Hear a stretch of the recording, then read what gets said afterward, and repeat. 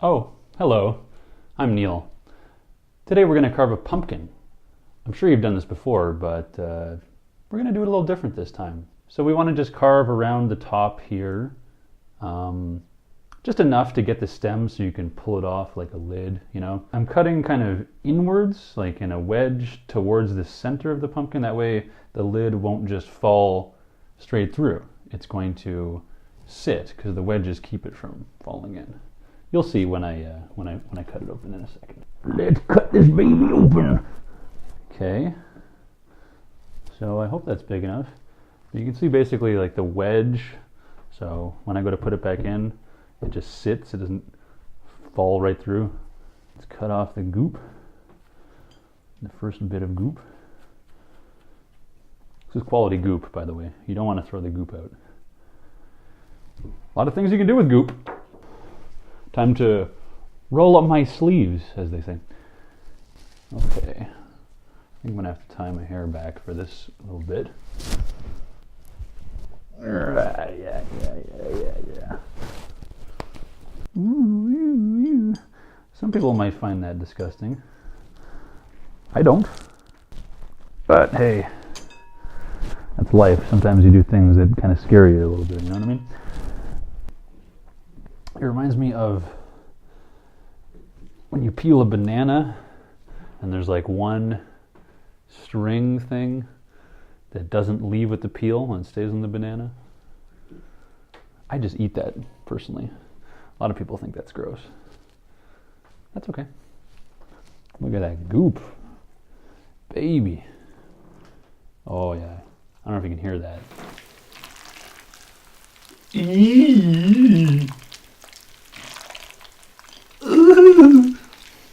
Like that or whatever. Okay, we're good to go now. Okay, sir. Please report to the front desk. So now I already kind of made a judgment about what's the best side of the pumpkin.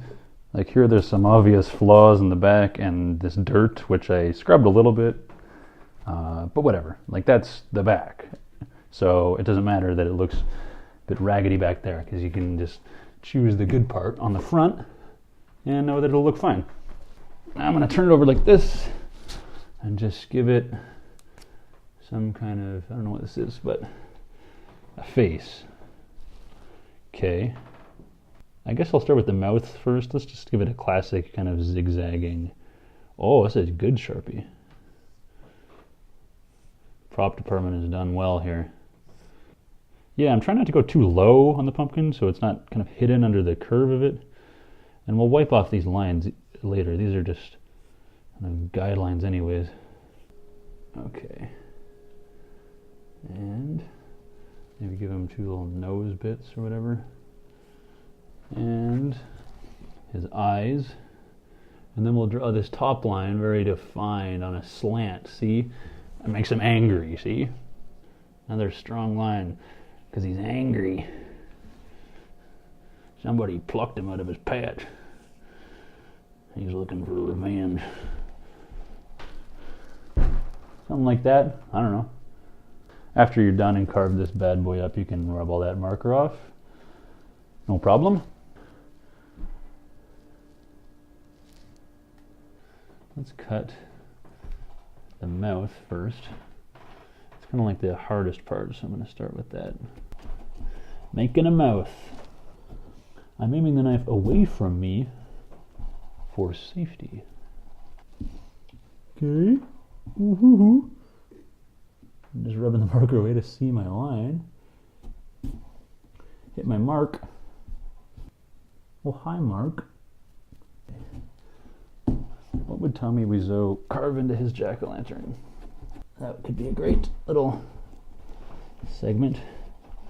We'll call him. We'll try and, we'll talk to his people. I think traditionally you would want to maybe cut slices and then you can poke them out or something. There he goes. Oh, that worked really well. Look at that. Okay, so now that I've got his mouth out, I've just been trying to shave away like the backs of the teeth, just reduce the thickness. There's all this extra pumpkin behind the teeth, like the whole wall full back to the inside. And if I can get rid of some of that, then the light from inside comes out more. It'll make the silhouette kind of pop more. Like these areas where I got rid of the back, you can see there's nothing in back of there to impede the light. You can really get a strong silhouette there, which is what I want. Hello! Hey, how are you? The name's Jack. I come from a patch far, far away. That almost looks like a face in and of itself, huh? Well, let me go this way. Oh no! Oh no, my patch! Oh! Okay. Okay. Got the mouth, got the nose. Maybe you don't want eye holes. Maybe you want something, I don't know, non-traditional. Maybe you have some pins and you stick those in inside instead. There you go. Boy, hit the big time now. Okay. Or maybe you can even take it a step further. Give him some goggles. Come on, buddy. I know you don't like to swim. I know you don't like the water. Okay, let me just put the eyes on first. Buddy, you're making it harder than it has to be. Alright, we're like that. There you go. Blech. Now he's an adventurer. He's like Jacques Cousteau. So there you go. Don't need eye holes. Don't conform to the norms. Just because every pumpkin on the block got eye holes or mouth holes or nose holes, you don't have to do it that way. You don't have to cut it open at all. You could just paint some very abstract design maybe. I don't know. Whatever you want. Okay, but in our case, we are going to cut eye holes. Remove these lovely little jewel pins and go for something woefully traditional. You'll see what's in store. We've got a lot of fan-submitted designs coming up soon. We'll show them at the end of this segment. There was a big contest, as I'm sure you know. Hashtag Halloween, hashtag win pumpkins, basically blowing up, and we've been overwhelmed with the submissions we've been receiving, and we can't get to all of them, so remember that. If yours doesn't get picked, then, you know, don't be too sad about it. We'll try and cover you in some other contest in a future episode. But we do have some more abstract pumpkin designs that you will see in just a minute. Yeah, a lot of action on hashtag Halloween. I never knew we were that popular. It's really astounding. Okay, this one. There we go. Whoop. I can see. And yes, I know this is a very conventional pumpkin carving design. And you might be saying, how can I be advocating for abstract carvings while carving something so formulaic? But just wait. Some of the fan-submitted designs are quite bizarre, and you'll see those in just a second. I'm going to pop this eye out here. Whoop. If water is good enough, we'll see.